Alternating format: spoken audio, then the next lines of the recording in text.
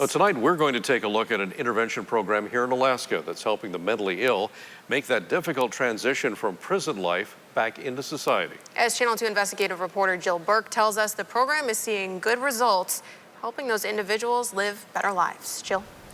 Mike and Beth, the statistics are daunting. Many seriously mentally ill offenders end up back in jail, but something called the Institutional Discharge Project, also known as IDP Plus, shows it doesn't have to be that way.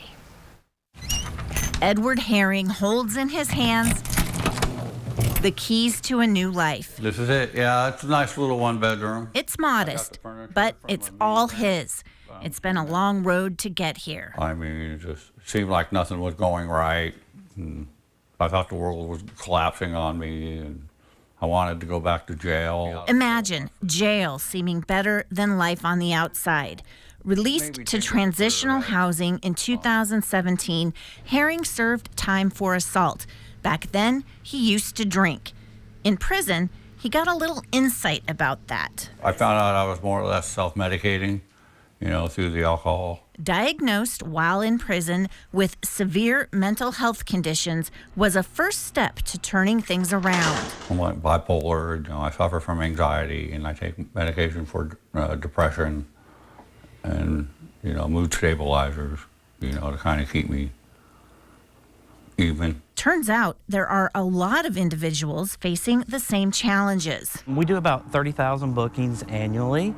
Our mental health folks have about 17,000 contacts a month. On any given day, 65% of our population are trust beneficiaries, and of those trust beneficiaries, roughly 22% suffer from a severe and persistent mental illness. It can lead to a revolving door between release and custody. If they don't have appropriate resources, come back to jail twice as more frequently as the general population does. So with the resources, what we've been able to do is actually reduce that recidivism by half. At $250,000 per year, a program called the Institutional Discharge Project Plus appears to offer better outcomes. With the resources, what we've been able to do is actually reduce that recidivism by half. There's figuring out their money, their treatment, their family, where they're going to live, and their probation. Not everybody comes out and is an instant or eventual success story.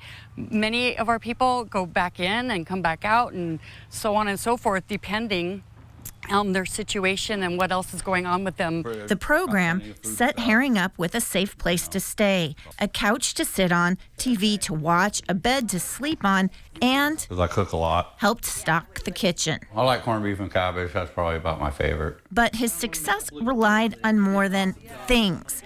It also required people power. It took a lot of work, Miss Ambler knew I was a mess when I got out. I was a wreck.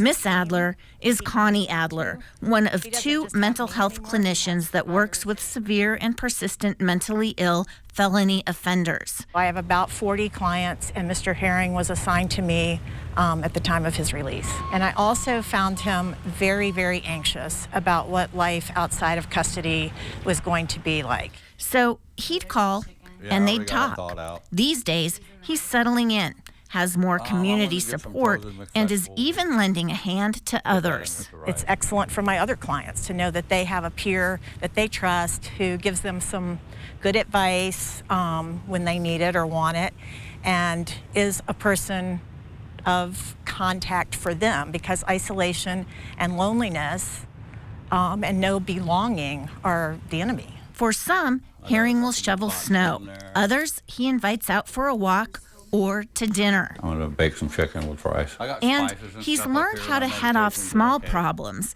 before they become big ones. If I'm having a real tough time, I'll find somebody to talk to. I'm really happy for Ed. Yeah, I am. We want to see people succeed. Herring is thankful for the program. Without it, he says, life would be so much different. I don't know where I would be. There's not much really to look at. Probably living on the street, maybe. He knows he's worked hard, but the thing he's most proud of? Getting my own place and not going back to jail.